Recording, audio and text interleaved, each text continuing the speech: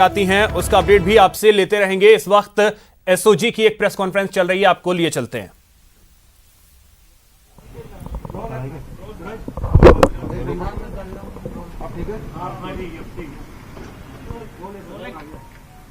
पूछिए सर दो आरोपी पकड़े हैं हॉर्स ट्रेडिंग वाले मामले में, क्या बैकग्राउंड है इनका और कहां तक क्या पूछताछ हुई है बारे में? सर्वप्रथम तो जो उनके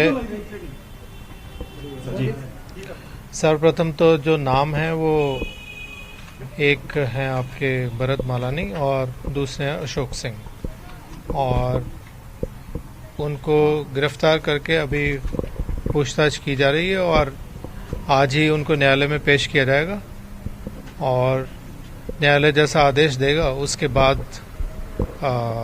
अग्रिम कार्रवाई जो अनुसंधान की है वो की जाएगी। और एक आपका प्रश्न बार बार था कि उनके बैकग्राउंड के बारे में, तो उनका क्रिमिनल बैकग्राउंड शून्य है।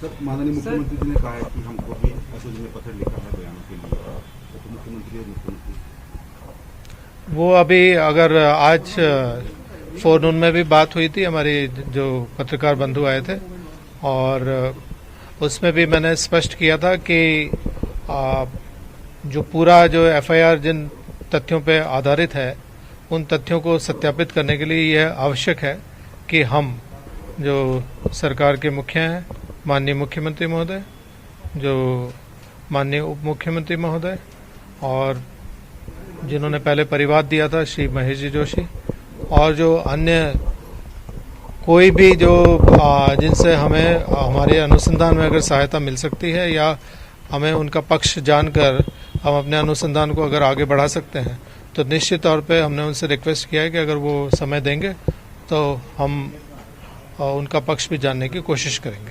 सर कहां से गिरफ्तार किया है इन्होंने और कब किया है गिरफ्तार? आज है गिरफ्तारी, और इनको कल जो चूँकि ये बाहर से हैं, जो आउट स्टेशंस आपके अजमेर और उदयपुर, तो रात्रि की ये जर्नी करके और ये सुबह पहुंचे। सर क्या नाम है, 13 तारीख को ये परिवार पे पत्र परिवार लिखा गया था महेश जोशी के द्वारा 11 जून को या 13 जून को 11 जून। सर इसके अंदर जब कल जो एसओजी की स्टेटमेंट आई थी उसमें कहा था कि इसके अंदर पहले परिवार था, अब इसको एफआईआर के अंदर परिवार दर्ज किया गया है क्योंकि एक्सपैंड करा गया था, क्या नाम है, जिन लोगों को सर्विलेंस में रखा गया था। तो ये ऑर्डर कब दिया गया कि ये एक्सपैंड करना है, क्योंकि आरोपी आ रहा है कि नहीं, आपका प्रश्न जो मैं समझ गया क्या कहना चाहते हो, लेकिन आपके तथ्य सही नहीं है। जो मैंने कल भी ये कहा था और उस बात को अभी भी रिपीट कर रहा हूँ कि जो परिवाद है, परिवाद की जांच आज भी जारी है, और जो अंतावरण पे जो नंबर थे उनमें जो तथ्य आए उसके आधार पे ये एफआईआर दर्ज है। तो एफआईआर जो है वो परिवाद के आधार पे अभी दर्ज नहीं की गई है। सर एक आरोपी अजय सिंह, तो क्या कोई बीजेपी से कोई नाता है इसका कुछ? अभी पार्टी एफिलिएशन मैं नहीं कह सकता क्योंकि मुझे उनके संगठन या वो क्या है इसकी जानकारी नहीं है। कोई पॉलिटिकली उनका मैंने बोल दिया। सर जिस तरह से एफआईआर के अंदर ये बात सामने आई है कि सरकार को अस्थिर करने और मुख्यमंत्री और उप मुख्यमंत्री के बीच में झगड़ा है और जो करोड़ों ये जो बातें आपस में कर रहे हैं वो विवरण है। ये जो भी उसमें जो विवरण लिखा गया है वो जो आपस की वार्ता के आधार पे है, वो उसका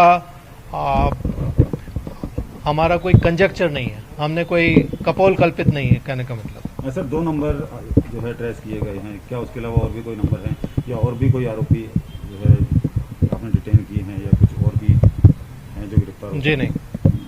सर ये दिख रहा है उनकी बयान तक की जाएगी, किनके? जो 2 विधायकों का दिख रहा है, वो मैंने अभी बताया आपको।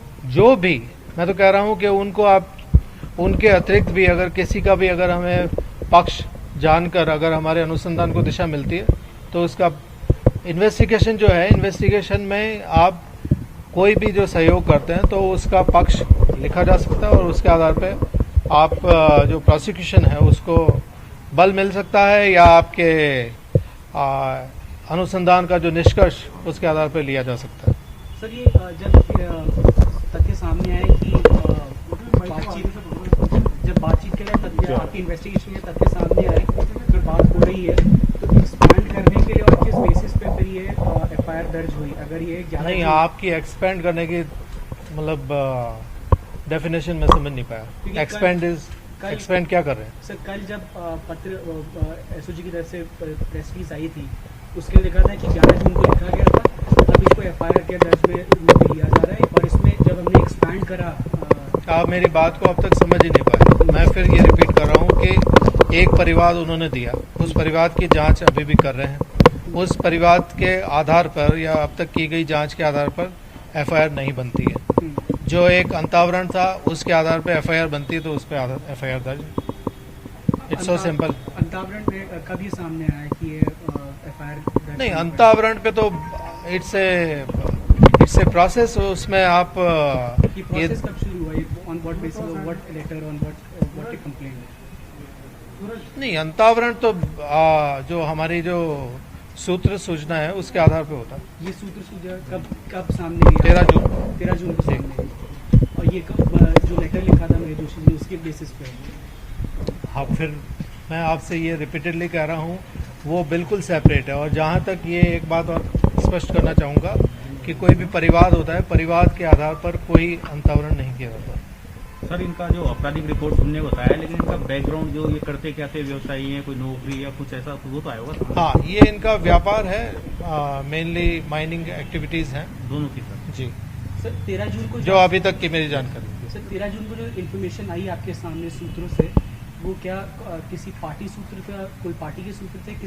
किस कौन से बेसिस पे ये? जी नहीं, जो आप जो एलिज करना चाह रहे हैं ऐसी कोई बात नहीं है। सर ये जो दोनों नंबर हैं, क्या ये जो दोनों व्यक्ति हैं, ये आपस में भी सर कहीं ना कहीं कनेक्टेड है सर? आपस में बातचीत हुई या आपस जी, आपस में है ना बातचीत जी। सर मेरा किसी पे आरोप लगाने का मतलब नहीं है, मैं बस नहीं, मैं भी आपको स्थिति स्पष्ट कर रहा हूँ।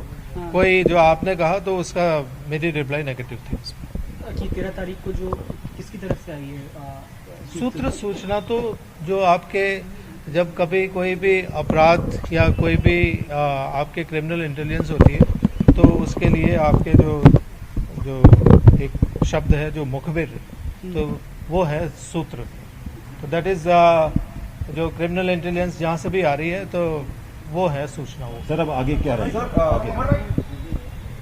सर आगे क्या रहेगा अभी इनसे? आगे अभी इनको पेश कर रहे हैं अभी आज, और जो न्यायालय आदेश देगा तो न्यायालय के आदेश के अनुरूप अग्रिम कार्रवाई की जाएगी। कैसे पता चला कि यही दोनों लोग हैं जो सरकार को गिराने की कोशिश कर रहे ये तो कहीं है ही नहीं। ये इसलिए अंतावरण नहीं किया गया कि ये कोई कॉन्स्पिरेसी में लिप्त हैं। इनका अंतावरण किया गया था किन्हीं अन्य जो आपके क्रिमिनल एक्टिविटी में संलिप्त होने की जो एक। यहां रुकेंगे एक छोटे से ब्रेक के लिए।